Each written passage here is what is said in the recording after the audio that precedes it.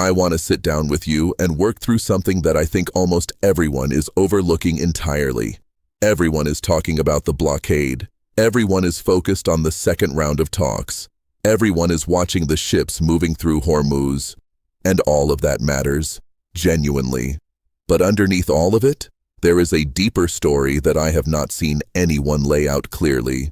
And that story is about China. Not Iran, not America. China. Here is what I want to walk you through today.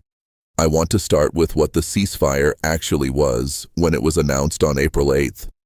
Then I want to show you how it has been quietly transforming into something fundamentally different over the past 6 days.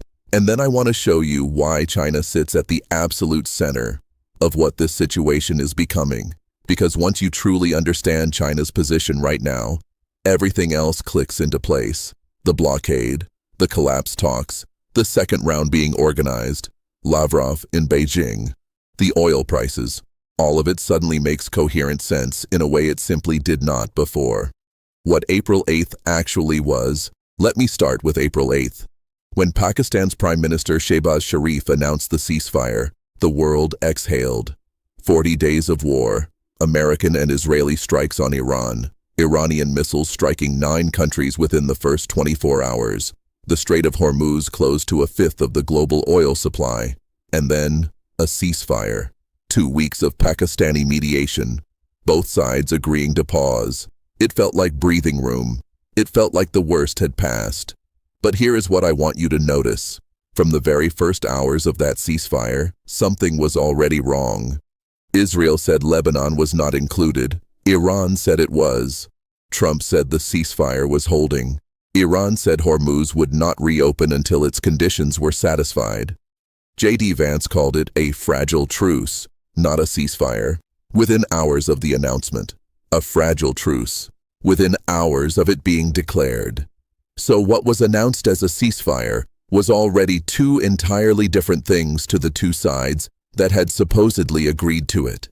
America believed it had purchased a pause to negotiate. Iran believed it had created a window to regroup. That distinction matters enormously, because those 2 different readings of the same agreement are precisely what drove everything that happened next. Why Islamabad failed. The Islamabad talks on April 11th and 12th ran for 21 hours, the longest direct engagement between America and Iran since 1979. And they failed. Not because the 2 sides were far apart on everything. Analysis from CSIS and reporting from inside the talks both suggest the parties were actually closer than most people realized on certain issues. But the talks collapsed on 2 things that neither side could move on: nuclear enrichment and trust. Iran's parliament speaker Mohammad Bakr Kalibaf said something after the talks that I believe is the single most important sentence spoken during this entire conflict. He said the American side ultimately failed to gain the trust of the Iranian delegation. Not failed to make the right offer, failed to gain trust. Iran was struck twice during ongoing negotiations over the past year. Once in June 2025, once on February 28, 2026, the day the current war actually began. When America and Israel launched strikes while Iran was still technically engaged in a diplomatic process. So when Iranian negotiators sat down in Islamabad, they were not operating from confidence in America's word. They were operating from deep, institutionally embedded suspicion. Vance left after 21 hours saying America had made its best final offer. Pakistani officials who organized the entire summit described the American departure as abrupt, almost shocking, as though the American side had chosen to leave before the conversation was truly finished. That was April 12th. The next morning, April 13th, at 10 a.m. Eastern Time, America's naval blockade of Iranian ports went live. Let me be precise about what that sequence tells us. Talks fail Saturday morning. Blockade announced Sunday. Blockade activated Monday. That is 48 hours from diplomatic failure to naval escalation. The ceasefire that was supposed to create space for negotiation had transformed in less than a week into a naval standoff, where China enters fully. And this is where China enters the story completely. Bloomberg published a piece on April 14th with a headline that cuts through everything else being written about this conflict.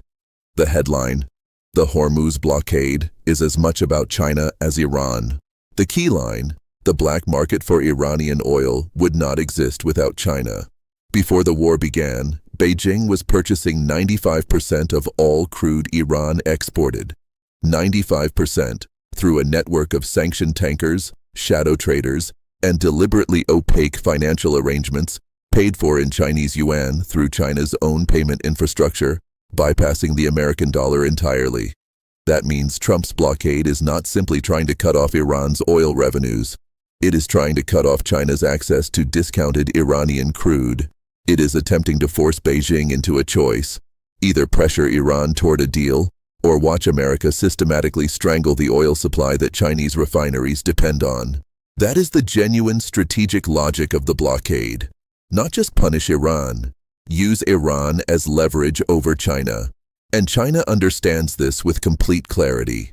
China's 6-day sequence here is what China has done over the past 6 days. I want you to see it as a connected sequence rather than a collection of separate events. China pressed Iran to accept the Pakistan-brokered ceasefire on April 8th. This is confirmed by the New York Times, citing 3 Iranian insiders, and by Trump himself, who told AFP that China helped bring Iran to the table. China helped create the ceasefire. Step 1. At the same time, CNN reported on April 11th, the very day the Islamabad talks began, that U.S. intelligence indicates China is preparing to deliver new air defense systems to Iran, specifically shoulder-fired anti-air missile systems routed through third countries to obscure their origin. The same category of systems that threatened low-flying American aircraft throughout the 5-week war. China publicly brokering peace, China privately preparing weapons transfers simultaneously. Step 2. On April 13th, the day the blockade went live, China's foreign ministry called it dangerous and irresponsible. China's state shipping company COSCO already had vessels in the region, and a U.S.-sanctioned Chinese tanker called the Rich Star sailed through the Strait of Hormuz on April 14th. Despite the blockade being in active effect, it passed through. The U.S. Navy watched and did nothing. Step 3. On April 14th, Lavrov flew to Beijing to a red carpet reception. 2 days after the blockade started, the Russian Foreign Ministry confirmed they would be discussing the Middle East situation and coordinating positions. And separately, Xi Jinping laid out 4 proposals for Middle East peace, calling on the world not to revert to the law of the jungle. Step 4. Now look at that sequence as a whole. China helps broker the ceasefire. China prepares weapons for Iran during the ceasefire. China condemns the blockade publicly. China's ship sails through the blockade. China hosts Russia to coordinate their response, all within 6 days. This is not a country sitting on the sidelines. This is a country running 3 tracks simultaneously: public peacemaker, private arms supplier, strategic coordinator with Russia, all at the same time. America's difficult position. And America is in a genuinely difficult position because of all this. Trump threatened China with 50% tariffs if it transfers weapons to Iran. China's foreign ministry called the weapons reports completely fabricated. Trump is scheduled to visit Beijing for a summit with Xi on May 14th and 15th, 1 month from now. America cannot afford to destroy that meeting. China knows this. That constraint on American action is part of Beijing's calculation. A professor at Singapore's Nanyang Technological University put China's strategy precisely.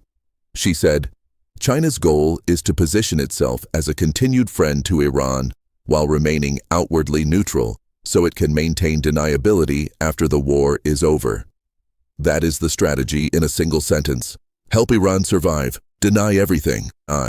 Stay at the table with America.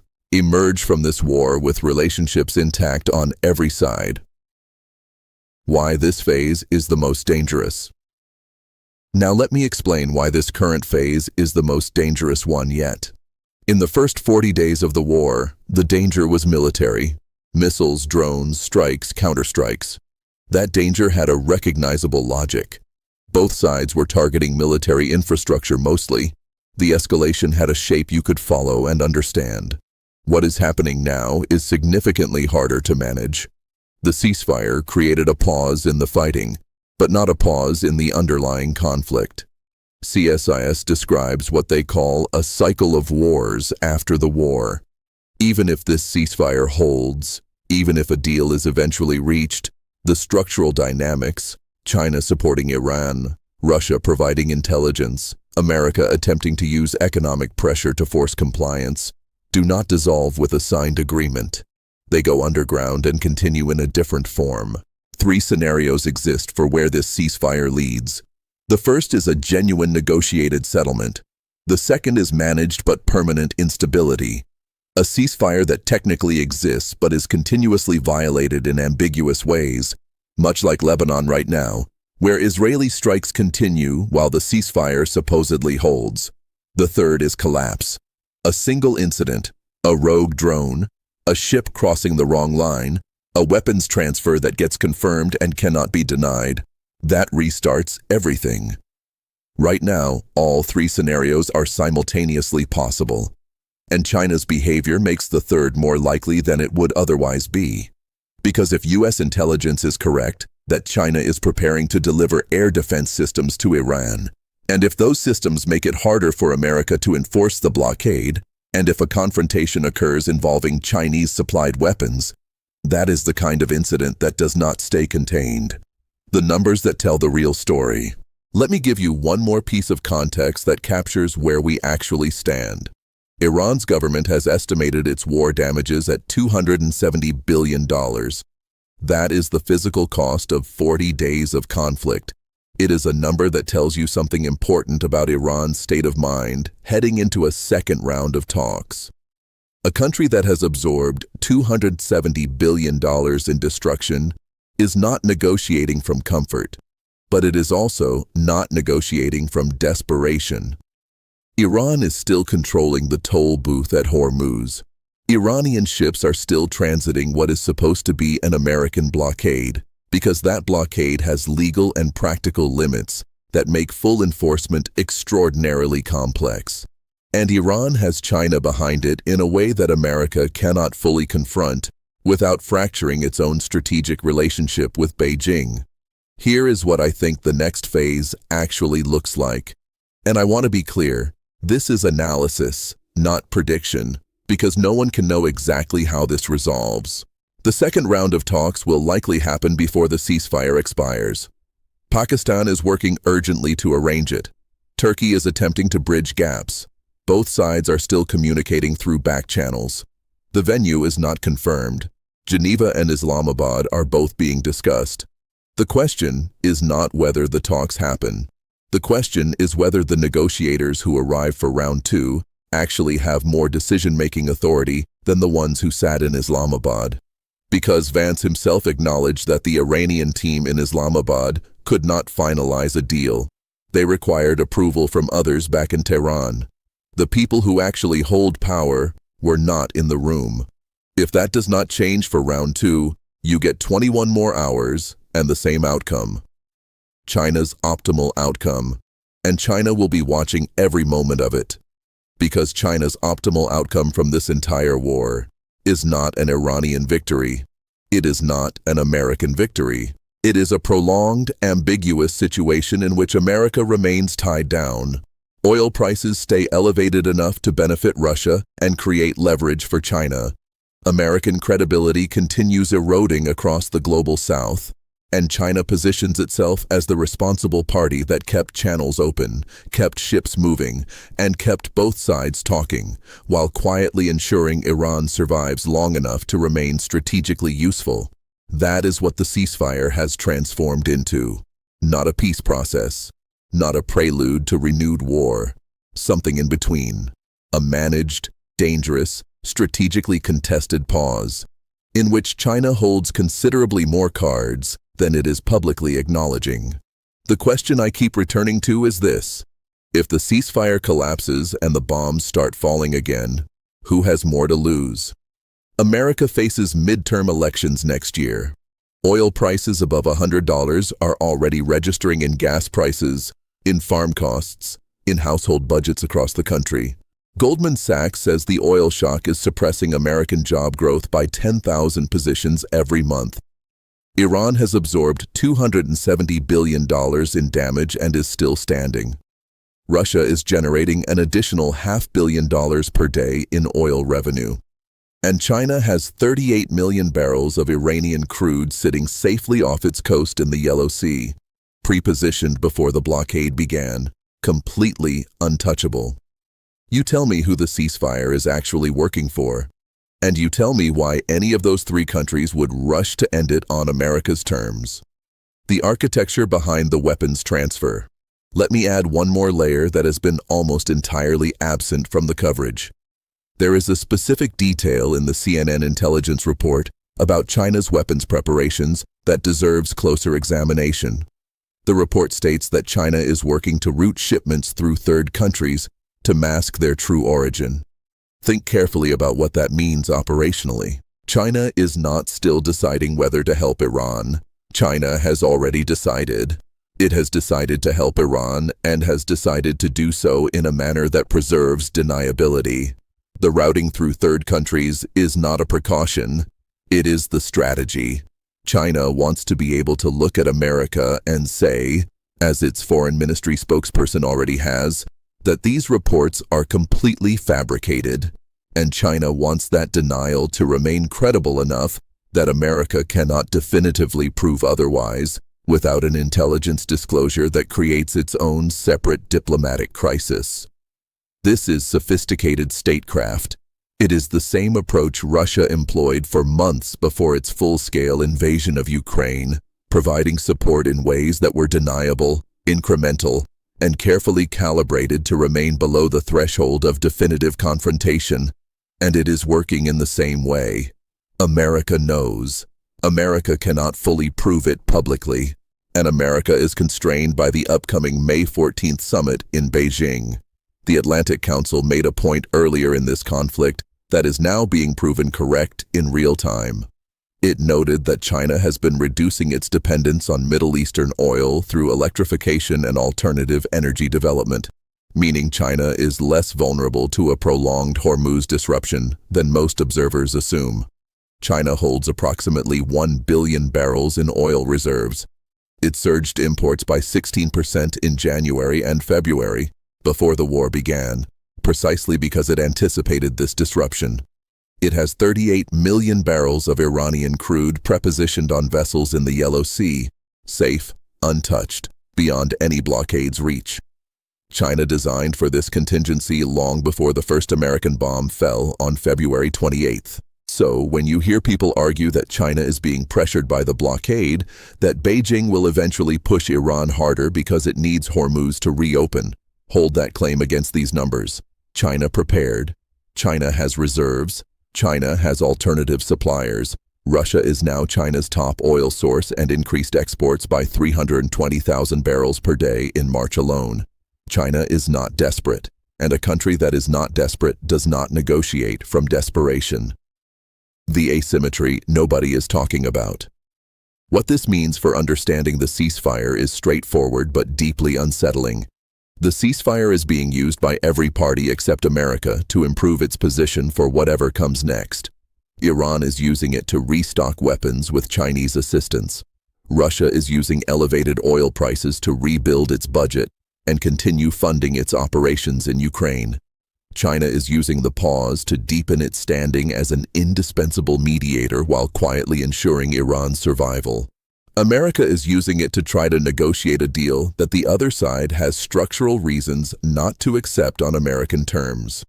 That asymmetry, what each side is actually doing with the breathing room, is what makes this phase so genuinely dangerous.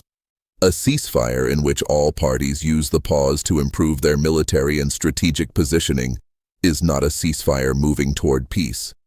It is a ceasefire moving toward the next phase of conflict, just conducted through different instruments, not necessarily missiles and drones, oil prices, weapons transfers, diplomatic maneuvering, economic pressure, and the gradual erosion of credibility of whoever is seen to blink first.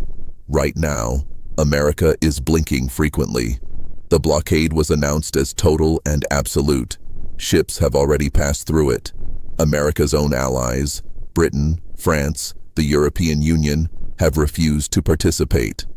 The chairman of the International Chamber of Shipping called it a step backward. The IEA described the war as producing the largest oil supply disruption in recorded history. The UN Secretary General stated plainly that there is no military solution. None of that means America loses. It means the situation is genuinely unresolved in a way that most people are deeply uncomfortable sitting with. We want a winner and a loser. We want a clear outcome. This does not have one yet. What it has is a dangerous transformation still unfolding in real time, with China at the center of it, and with the decisions of the next 72 hours likely determining which of those three scenarios actually materializes. The bigger picture. One final thought before I go. A senior fellow at Carnegie's Russia-Eurasia Center used a phrase about Russia's position in this war that I keep applying to China as well. He said Putin was essentially pawning his country to fund the Ukraine war before this conflict started. And now he no longer has to apply that frame to China. Before February 28th, China was deep in a trade war with America. Tariffs, technology restrictions, pressure on Chinese companies in every sector. The relationship was under serious, sustained stress. And now, China is the indispensable mediator. China is the country that helped stop the war. China is the country with leverage over Iran that America genuinely needs. China is the country hosting world leaders in Beijing this week, the UAE, Spain, Vietnam, Russia. While America manages a blockade that its own closest allies will not join, China's global position has strengthened considerably, and it achieved this without firing a single shot, without officially taking a side, without making a single public commitment that could be held against it later. A conflict launched by others has ended up expanding Beijing's influence. The ceasefire did more than pause the fighting. It reshaped the strategic landscape. And in that new landscape, China now occupies the pivotal position at the center of everything. That is what I mean when I say China sits at the heart of what this conflict is becoming. Not because Beijing caused this war, not because it engineered every development, but because it has been, without question, the clearest strategic beneficiary of how the war has evolved. Watch it carefully. I will be back the moment something significant shifts.